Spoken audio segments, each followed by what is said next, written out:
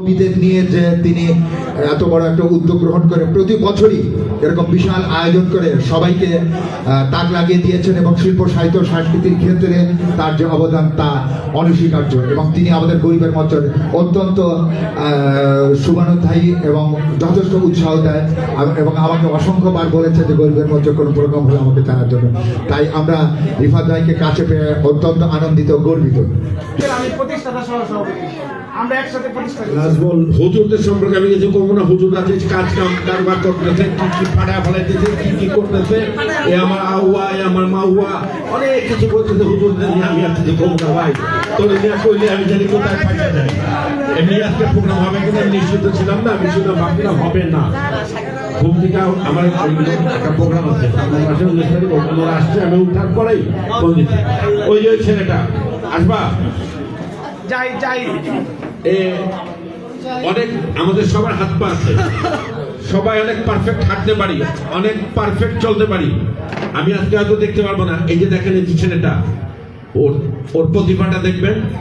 ও যদি ওইটা প্রতিভা রাখতে পারে তাহলে আমাদের কত বেশি প্রতিভা রাখা উচিত ছিল, কত বেশি শক্তি ছিল, কিন্তু আমরা পারি নাই। কেন পারি নাই? ও ইউজ করতে পেরেছে আর আমরা ওইটা ইউজ করতে পারি নাই। এছাড়া প্রায় লেখে আমাকে, আমি হয়তো এত ঝামেলায় থেকে উত্তর দিতে পারি না, কিন্তু আমি ঠিকই তোমার কথা মনে রেখেছি। তুমি সাধারণ মানুষ না, তুমি অসাধারণ একজন মানুষ। আমার মা প্রতিবন্ধী স্কুলের একজন ছাত্র, ক্রিকেট খেলে অনেক পুরস্কার পেয়েছে, ক্রিকেটও খেলতে পারে।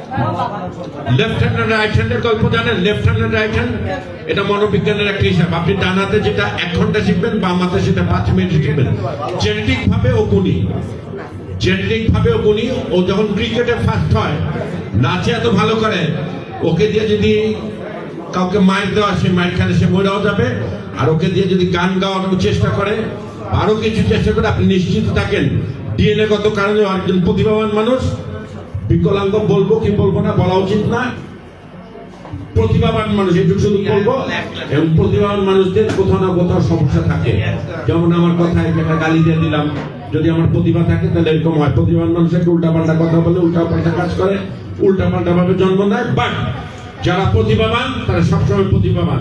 যদি একজন ফুটবলার প্রতিভাবান হয়, তিনি ক্রিকেট খেলতে দেখবেন আমার আপনার চেয়ে ভালো খেলে। যেমন ফুটবলার সালাউদ্দিন, উনি কিন্তু ফুটবল খেলতেন, ক্রিকেট একটা খেলোয়াড় আসে নাই, উনি খেললেন, উনি সর্বোচ্চ রান করে দেখে দিলেন।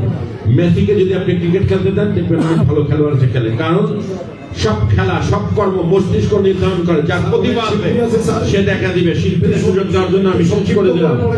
ধন্যবাদ। মুক্তি দেওয়ার জন্য শুভকামনা। আমি ফুল আনতে ওকে, ধন্যবাদ রিফাত ভাইকে আমাদের মঞ্চে।